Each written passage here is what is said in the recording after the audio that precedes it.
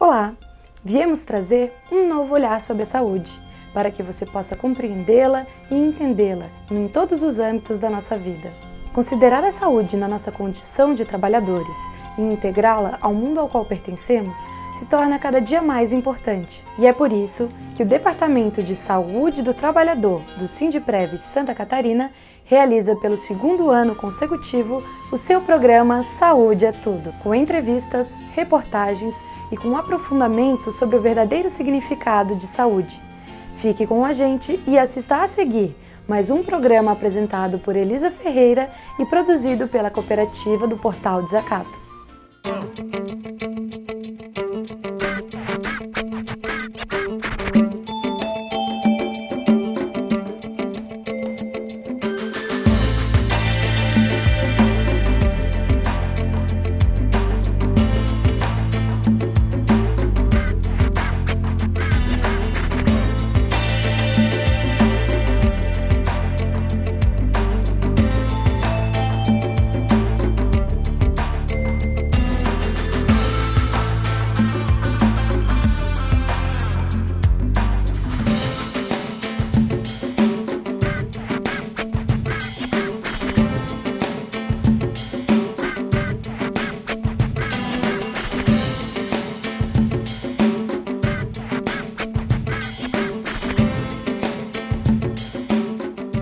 Saúde é tudo com você novamente e hoje discutindo o tema violência e saúde.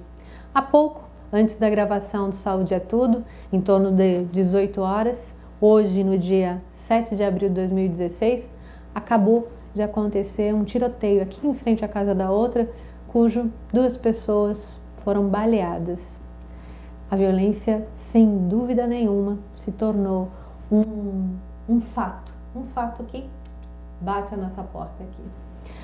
Para isso, para discutir esse tema, convidamos Daniela Félix, que é advogada dos movimentos populares, está aqui conosco para discutir um pouco o que é essa violência, que fenômeno social é esse e ao que ele responde. Daniela, o que você acha? Por que está acontecendo isso? Sempre aconteceu? Como é que você vê esse fenômeno? A violência, ela precisa ser analisada sobre diversos aspectos, né? Essa violência que a gente chama de violência urbana e dessa violência cotidiana, principalmente nos centros urbanos, né, no qual nós fizemos parte, ela tem aumentado, né, estatisticamente aumentado, mas ela também é consequência de um processo, né, de vários processos que dão causa ao enfrentamento, né, dessa violência por parte do poder público. Né? Que processos? A gente tem visto nos últimos anos aqui em Florianópolis principalmente, né, em Santa Catarina, por exemplo, a violência descendo para o asfalto. É um fenômeno que vem já, né, desde a instalação dos supostos comandos criminosos, né, ela sai dos seus locais onde elas sempre existiram e passa a fazer parte do cotidiano da população inteira, né, e a gente vê esse fenômeno sendo produzido, sendo reprimido, mas ao mesmo tempo uma política pública que não consegue alcançar nunca as suas causas, né? Uma segurança pública que atua diretamente e tão somente nas suas consequências. Na contenção, né? Que é um fenômeno extremamente importante de ser compreendido, uma vez que, né, quando a gente tem uma polícia que reage aos ataques ou supostamente reage, né, isso é bom a gente sempre ter presente, né, que nos confrontos entre polícias e os supostos bandidos, a autorização de aplicação da pena de morte ela está sempre presente para determinados agentes da segurança. Então, parece que a violência também é tratada com violência. Exato. Né? E tão somente nesse campo a gente trata a violência com violência se encerra nesse mecanismo, né, do sistema de justiça criminal. Né? A gente responde à violência aplicando um processo penal, né? Quando a vítima ou quando o tal bandido sobrevive para ter essa resposta jurídico-penal, e essa resposta, quando vem, ela vem sob a forma do aprisionamento, né? De aplicação de uma pena, né? Muitas vezes antecipada via prisões cautelares, e a posteriori uma condenação extremamente pesada, muitas vezes com relação ao delito cometido. Eu quero te convidar para ver uma entrevista realizada pela Ana Luísa Lucena, a Simone Sobral Sampaio, que é professora do Serviço Social, do curso de Serviço Social na UFSC. Ela também trata desse tema e conceitua um pouco o tema, além de discutir as causas, né, a motivação. Vamos assistir?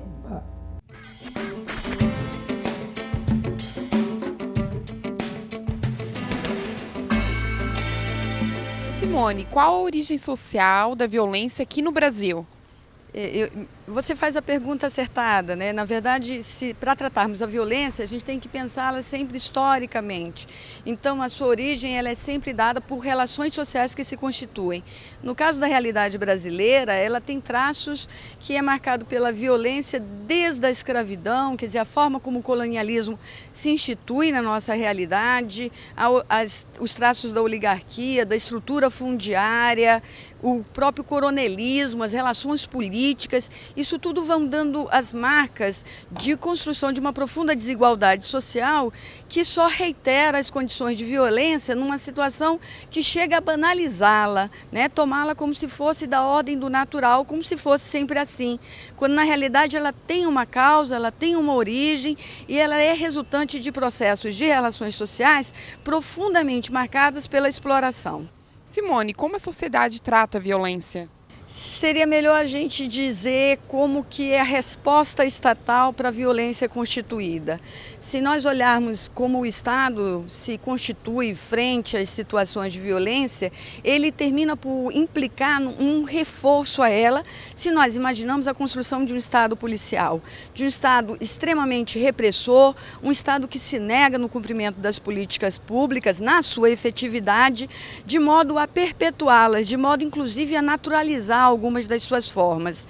Infelizmente, nós temos assistido, inclusive, formas de justiçamento, né? Formas onde a violência é tratada como se ela tivesse e fosse resultante de um problema individual. Logo, a eliminação do indivíduo, a eliminação desse sujeito, responderia ao apagamento desse fenômeno, quando nós sabemos que a resposta não é tão fácil assim. Ela envolve uma complexidade necessária para a gente situar quais são as causas de relações de feminicídio, de relações de genocídio, praticadas contra a população negra, pobre, contra a população indígena e todas as outras formas de intolerância, se nós pensarmos, por exemplo, nas questões das relações de gênero, como eu falei, o feminicídio, a homofobia, a transfobia, enfim, são diversas as violências no Brasil. Tratá-las significa a gente atentar para como as relações sociais foram constituídas de modo a determiná-las.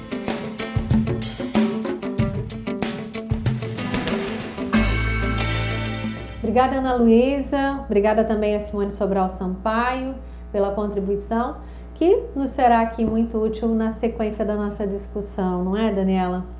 A Simone, ela trata da causa, de alguns aspectos da violência, e eu queria discutir aqui contigo, para além desses aspectos mais objetivos que a gente vê, né? Agressões físicas, essa violência escancarada e escrachada que é identificada como violência, outros tipos de violência que são subliminares, que não são tão visíveis assim, né? Que outros tipos de violência você acha que é importante que a gente trate?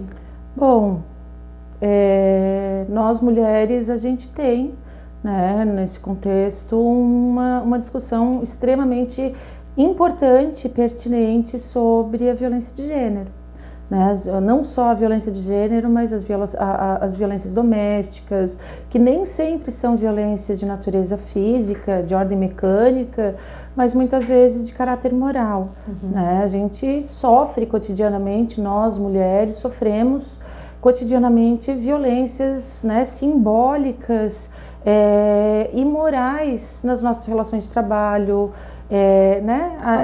Familiares, com jornadas e cargas de trabalho. Exato, não promoções de emprego, né? Tipo, ser preterida em razão da sua condição de mulher, né? Inclusive, ou ser desqualificada, ou muitas vezes não contratada, né?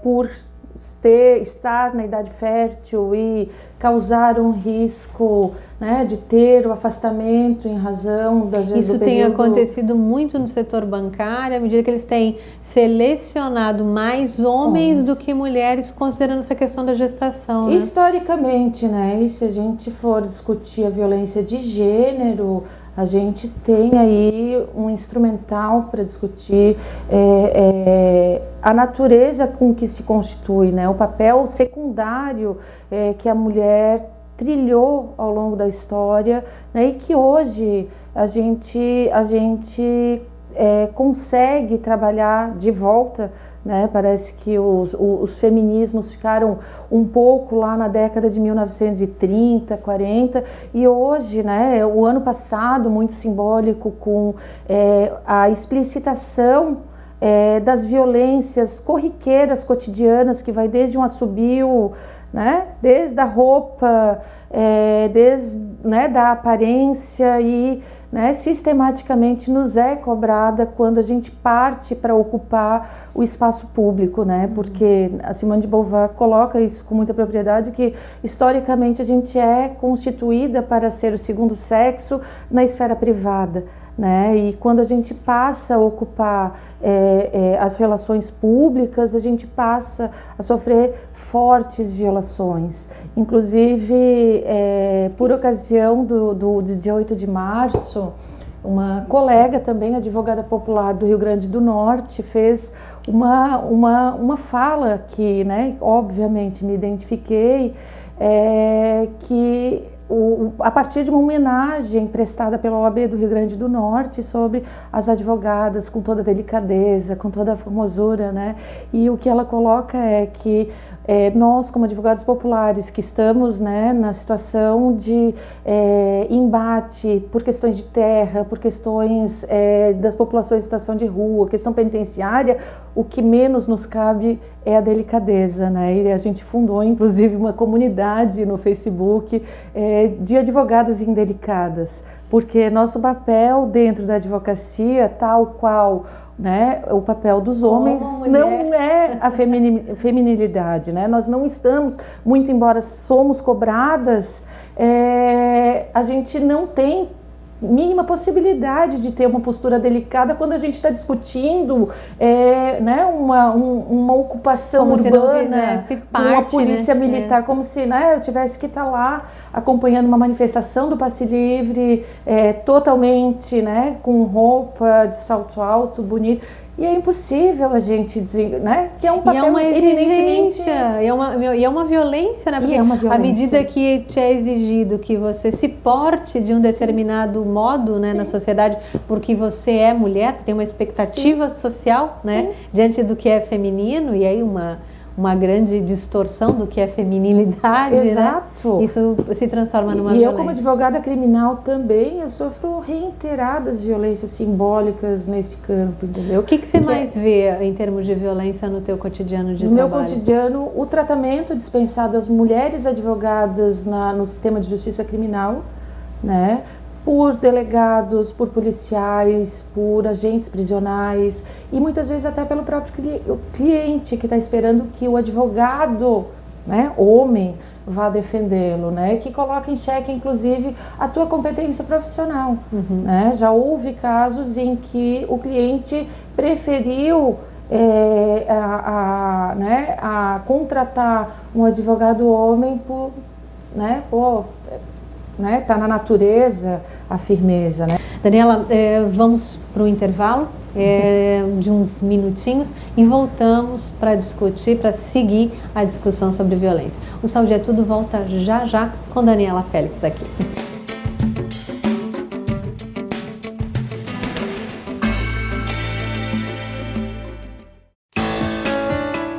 O Sindprev Santa Catarina está na vanguarda da sociedade civil catarinense na luta para derrubar o veto presidencial que quer impedir a auditoria cidadã da dívida. A auditoria da dívida em municípios, estados e na federação será um passo histórico contra a corrupção e a favor da transparência na administração pública do Brasil. Participe do debate e da mobilização para garantir a auditoria cidadã da dívida. Se você se interessa por essa importante discussão, venha também junto ao Sindprev, acesse a página da Auditoria Cidadã da Dívida e venha fazer essa discussão, esse trabalho junto conosco. O trabalho pode ser de mobilização, nós atuamos em duas frentes, na discussão, na divulgação e nos estudos técnicos econômicos. Participe conosco. Sindprevs, um sindicato forte, conquista mais.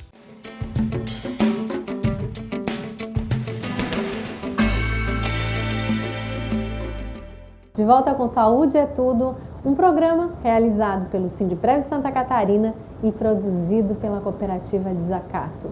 É transmitido também pela Abraço, Jornal dos Trabalhadores, e pelas rádios 98.3, Pinheira e Campeche. Hoje tratamos aqui, já discutimos no primeiro bloco, o tema violência e saúde. E está aqui em nossos estúdios Daniela Félix, que é advogada dos movimentos populares. Eu vou convidar você, Daniela, para assistir outra entrevista realizada por Ana Luísa Lucena, a doutora Thaís Lippel, que é médica, mestre em saúde pública na Universidade Federal de Santa Catarina e também é integrante do coletivo catarinense da Memória, Verdade e Justiça. Por favor, Ana Luísa Lucena, nos traga aí a entrevista que você realizou.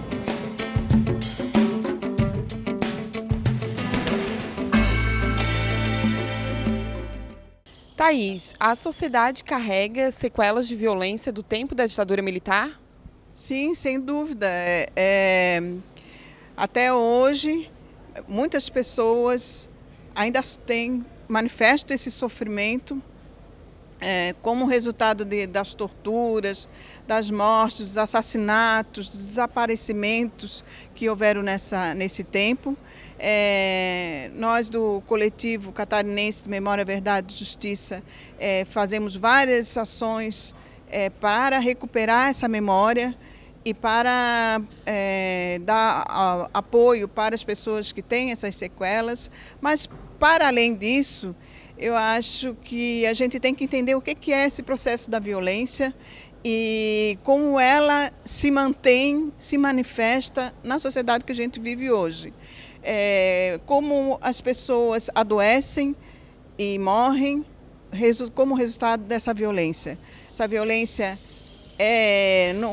nos dias de hoje é multicausal, ela surge por ausência de políticas públicas em diversas cidades, em diversas situações, e que levam as pessoas a se manifestarem de uma forma violenta. Então, eu acho muito importante que a gente analise essas causas para poder tomar atitudes, fazer ações que isso venha a melhorar, que contribuam para a inclusão social das pessoas. Porque, em síntese, essa é a causa, é a exclusão social. Nós vivemos numa sociedade excludente, que uma maioria, a maior parte das pessoas não tem acesso à educação, não tem moradia, não tem acesso a trabalho com dignidade, que garanta a sua dignidade humana. E isso tudo vai virando um barril de pólvora que acaba se manifestando, as pessoas acabam se manifestando de forma violenta. Para piorar ainda essa situação, nós hoje temos uma mídia, uma imprensa televisiva, escrita, que se posicionam do lado dos que exploram os trabalhadores e a população como um todo. E acabam incentivando esses atos de violência, como a gente tem visto hoje nesse debate atual aí, que é uma parte dos congressistas que estão mais à direita nessa sociedade que a gente vive, querendo aplicar um novo golpe, né? Não mais um golpe militar, mas um golpe institucional, com apoio do Congresso, de parte do Congresso. E então os que são contra acabam sendo agredidos pelos que são a favor do golpe. Isso é uma forma completamente deturpada na forma de se manifestar, porque a gente não vive mais numa ditadura, né? Nós vivemos numa democracia, então as pessoas têm direito a se manifestar da forma A, da forma B, da forma C, considerando as diferenças.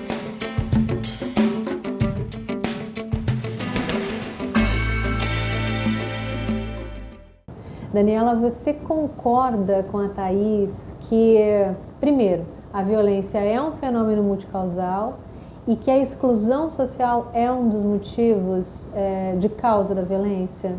Bom, integralmente. E para além, eu digo que a violência estrutural do sistema capitalista é a base de todo esse processo, né?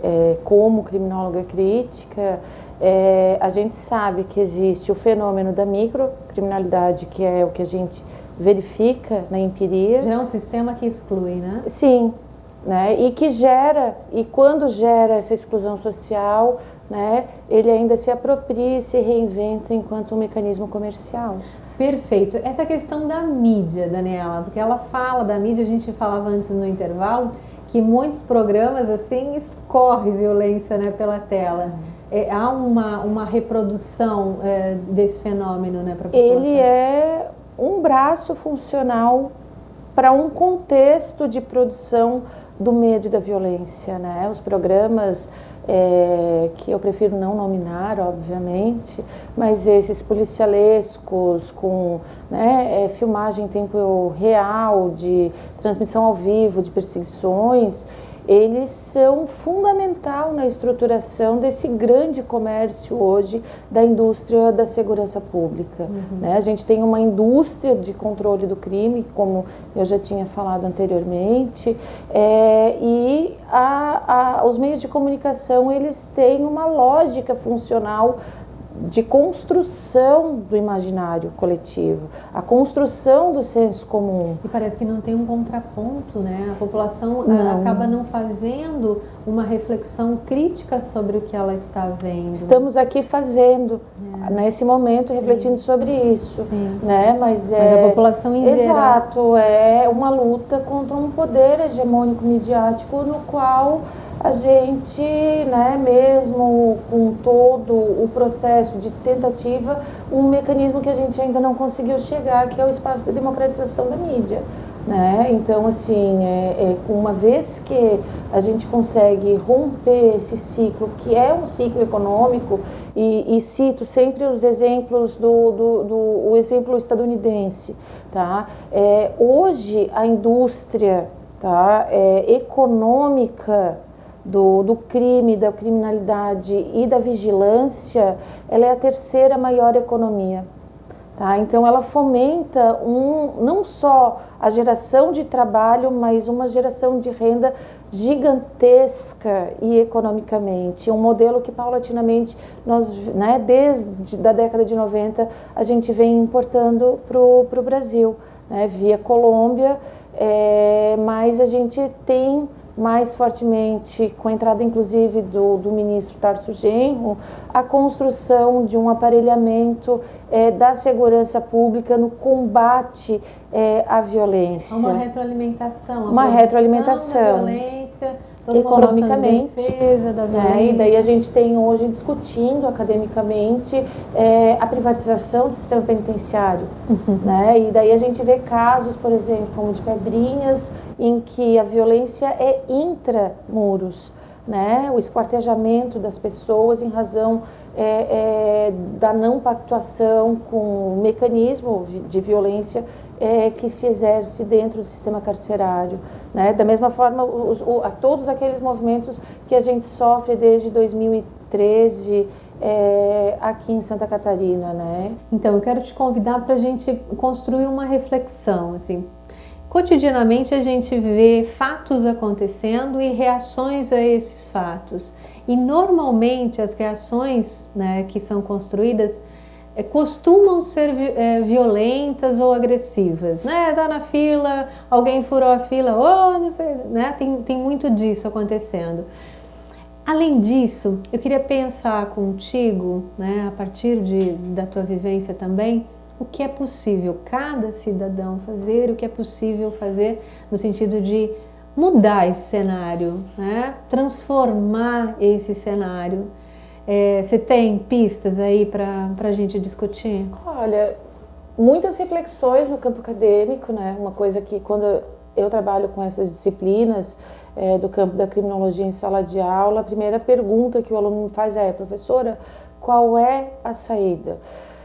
E para a gente, enquanto teórico, né, também mais teórica do que prática nessa reflexão, eu não vejo outra possibilidade que não a extinção do sistema de justiça criminal, né, a abolição, né, do sistema. E aí sim, a contrapartida é como que a gente vai resolver homicidas soltos. Que outros investimentos? É um processo, né? Mas eu acho que principalmente a pessoa que chega à situação de violência é uma pessoa, tá, que foi desassistida de todos os outros direitos de cidadania. Né? Todos os aparelhos do Estado que não funcionam, que, né, funcionam, quando funcionam precariamente, né, pessoas que são excluídas desse pacto, né, a gente está falando de pessoas, um teórico que eu gosto muito, que é o Bauman, ele fala, né, das pessoas supérfluas para esse sistema, né, que sequer a gente está se dando ao trabalho de socializá-las, né, e que o primeiro início de socialização vai ser dentro do sistema penitenciário, ou seja, né, então a gente precisa pensar assim num sistema no qual a gente inclua essas pessoas, esses cidadãos e cidadãs dentro dos pactos de aparelhamento de direitos afirmativos, saúde, educação, assistência e por aí afora. Que consiga pensar na formação do sujeito, né? Exato. Numa cultura de paz também. Numa cultura de paz, onde que, né, a gente se compadeça, daí um exercício de alteridade cotidiana que a gente precisa fazer no olhar o outro, né, de dignidade, de dar à pessoa o status de pessoa, né, e quando a gente consegue fazer esse olhar, a nossa realidade, a nossa experiência enquanto cidadãos altera completamente. Muito obrigada, Daniela. De nada, agradeço. Sempre no Saúde é Tudo. Obrigada. Muito obrigada Grande também. beijo. Saúde é Tudo volta já para o Nossa Opinião. Programas que eu prefiro não nominar, obviamente, mas esses policialescos com, né, filmagem em tempo real, de transmissão ao vivo, de perseguições, eles são fundamental na estruturação desse grande comércio hoje da indústria da segurança pública.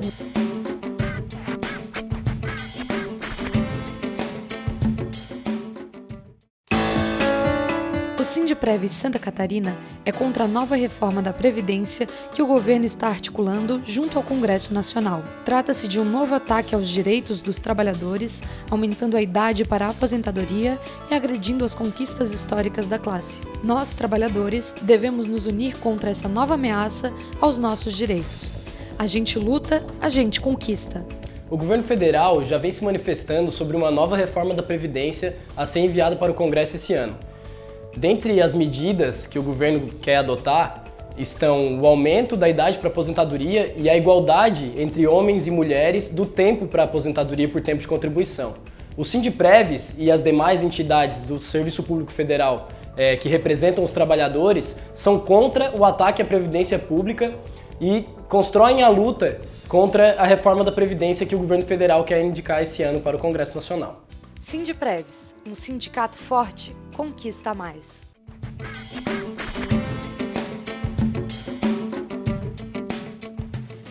Ao longo da história, muitas pessoas foram torturadas, mortas, presas, em nome de interesses vis, muitas vezes. Violência se combate com violência? É esse o aprendizado social? Emerge a necessidade de um investimento maciço em uma cultura de paz, um olhar muito atento para os fenômenos que geram a violência, para que constroem quais as causas da violência, como muito bem disse Thaís Lippel e as nossas outras convidadas. A formação adequada das pessoas, o investimento nas necessidades reais de todo ser humano. Que possamos olhar para o fenômeno da violência de uma forma muito mais aberta e eficiente do que temos olhado até hoje. Saúde é Tudo fica por aqui.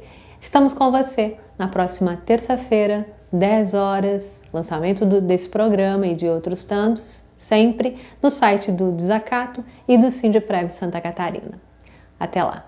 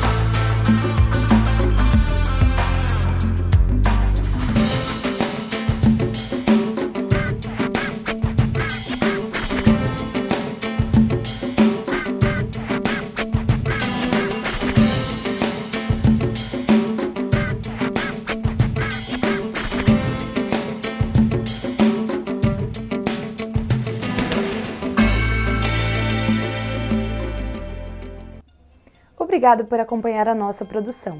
Para conhecer outras realizações da Cooperativa de Produção em Comunicação e Cultura, acesse nosso canal no YouTube Desacato Brasil.